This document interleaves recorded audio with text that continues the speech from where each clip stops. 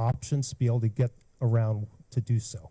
So thank you very much to our partners at 47G, to our friends at the Salt Lake Airport, and to Beta for recognizing this. And I'll just end with this. You know, we understood that Beta was interested in Utah, and so we worked with the legislature over this last session. So when I refer to them as my board of directors. I want to thank them for this. We asked them for $2 million this year in our budget to be able to help start installing electric charging stations around at our airports for vehicles such as this.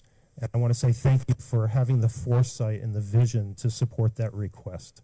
And so we look forward to working with our 46 public use airports around the state and determining where and how we start to deploy those electric chargers.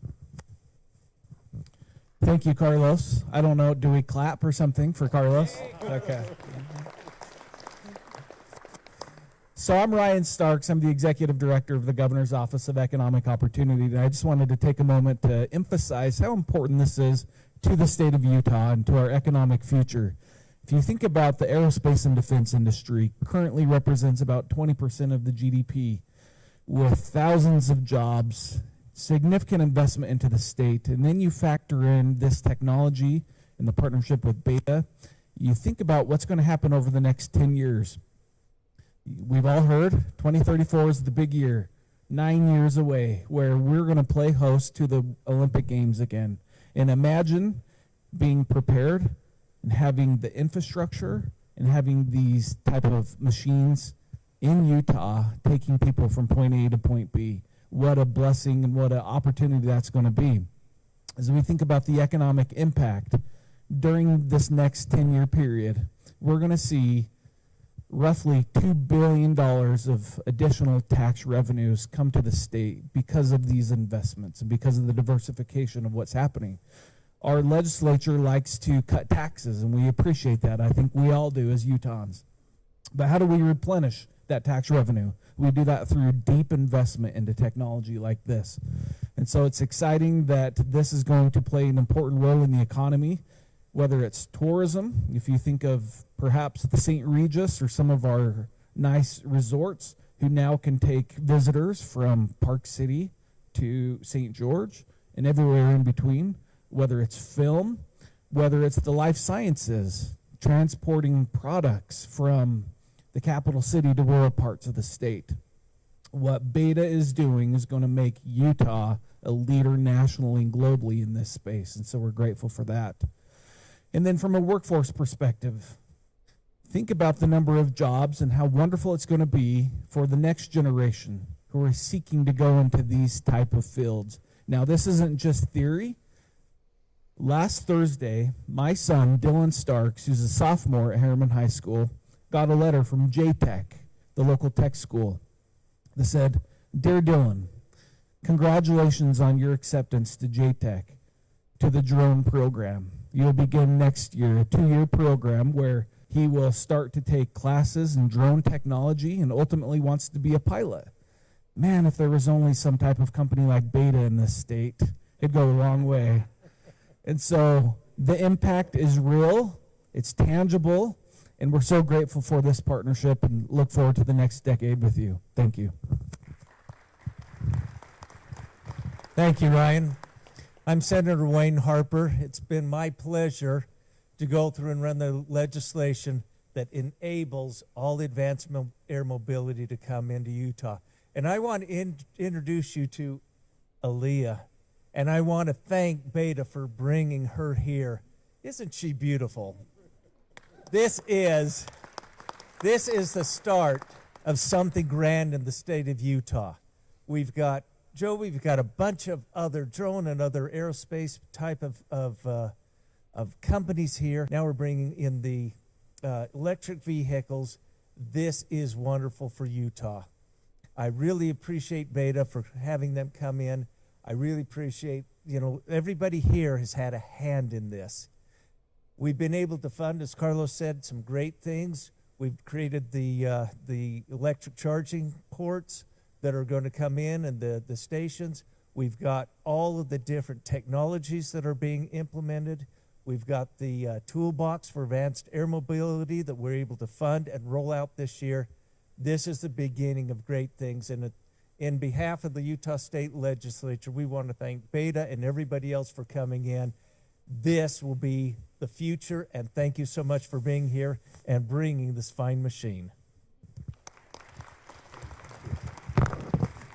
Senator, thank you so much. I'm Bill Wyatt, Executive Director of Salt Lake International Airport, and let me first say, welcome to Salt Lake.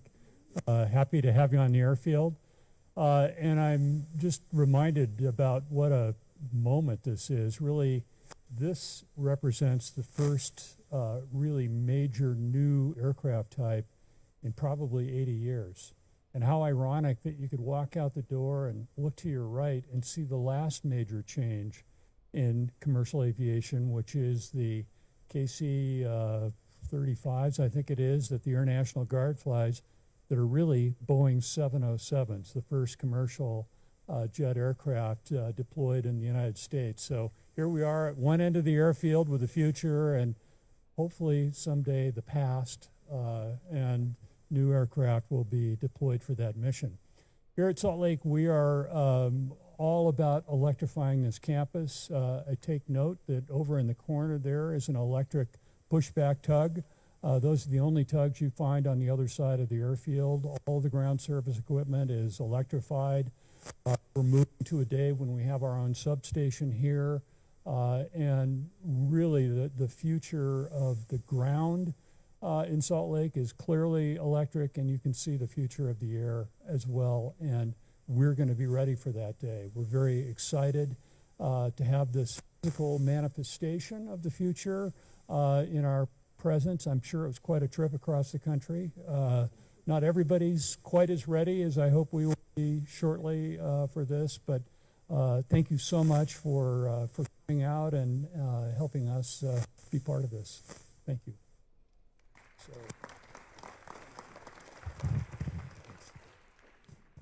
Well, just to echo the thanks to 47G, UDOT, Go Air, Airport, Legislature, like for advanced air mobility to come to market, it takes public and private coming together to introduce this technology. And we thank you and thank the state of Utah for the partnership and leadership here, because you all really have been leading the way. We're Beta Technologies. I'm Jake. I'm a team member here at Beta. And we're building the next generation of electric of aircraft. Lower cost, more reliable.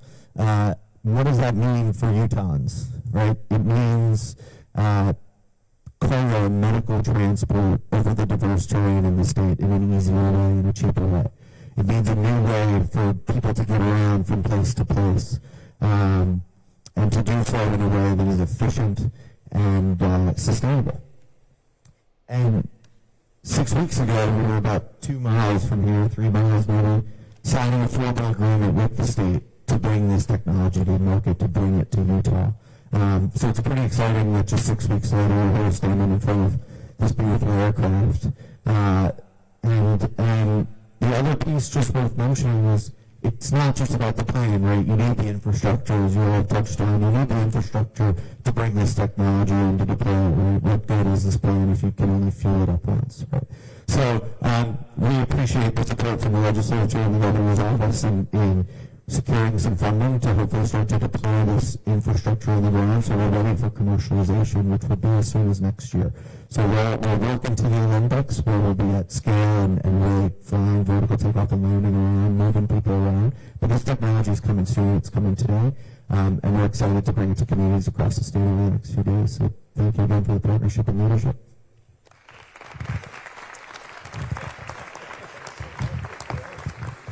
Well, thank you. The team has prepared just some information there on easels in the back. Feel free to mingle, enjoy the aircraft, and read through some of the history. But otherwise, thank you again, and thanks to our partners.